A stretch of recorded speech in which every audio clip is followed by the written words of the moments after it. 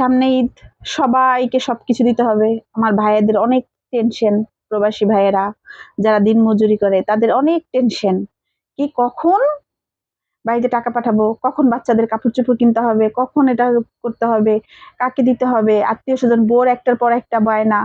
বউদেরকেও বলি আপনারা একটু মাথায় রাখবেন কি আপনার হাজবেন্ড সারা মাস কাজ করে বিদেশে, তার জন্য কিছু টাকা হইলেও কাপড় চোপড় কিনে রাখবেন কিছু টাকার। কেন জানেন? যখন সে ২ বছর পরে আসবে না, তখন যখন দেখবে তার মনটা ভরে যাবে কি যাক আমার ওয়াইফ আমার জন্য কিনে রাখছে। কিছু, কিছু বেঈমান এটা মাথায় রাখে না, মনে রাখে না। যাই হোক, সব মেয়ে এক হয় না, সব ছেলে এক হয় না। তারপর দেখা যাচ্ছে যে সারা মাস আর কত ভাইয়েরা আছে রিক্সা চালায়, কত কষ্ট করে। তাদেরকেও বলি, তাদের বউকেও বলি কি আপনারাও কিছু নেন, তাদের জন্যও কিছু রাখেন।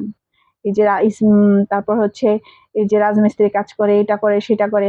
আসলে সবাই সবকিছু কর্ম যারা করে, ভাইয়েরা কষ্ট যারা করে, অবশ্যই তাদের ফ্যামিলিকে আমি বলতে চাই কি বোন, ভাই এবং কি আত্মীয়-স্বজন এবং কি বউ, বাচ্চা, তাদেরকে বলতেছি এই কথাটা কি আপনারা কিছুটা হইলেও ভাইয়াদের জন্য ছাড় দিবেন। ঈদের সবার জন্যই রাখবেন। কেন শুনেন?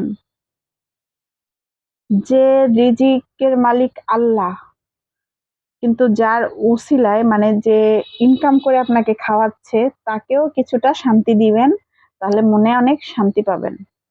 দিন শেষে না অনেক ভাল লাগবে, অনেক এনজয় করবেন, মনটা শান্তি লাগবে।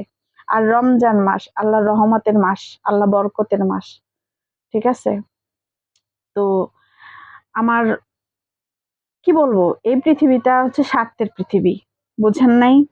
দিতে পারবেন তো ভালো থাকবেন, দিতে পারবেন না ভালো থাকবেন না। তো আমার কথা হচ্ছে আমি যদি দিয়েই ভালো থাকতে হবে, আমি সে দিয়ে দিব না কাউকে। সে আমাকে কেউ ভালো জানুক আর না জানুক, তাই না? ঠিক কিনা বলেন? কেউ আমাকে দিলুক আর না দিলুক, সেটা আমার নো ম্যাটার। তো এটা হচ্ছে স্বার্থের পৃথিবী। আমি প্রত্যেকটা মেয়েকে বলতে চাই আপনারা হাজবেন্ডের প্রতি কেয়ারফুল হন। আর যে পরিমাণ মার্কেটের দাম, একটু ছাড় দেন, একটু মানে একটু ছাড় দেন। কেন জানেন?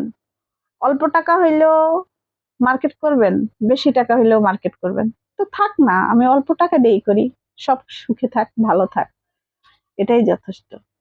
এতটুক ছাড়ই আপনার জন্য অনেক কিছু।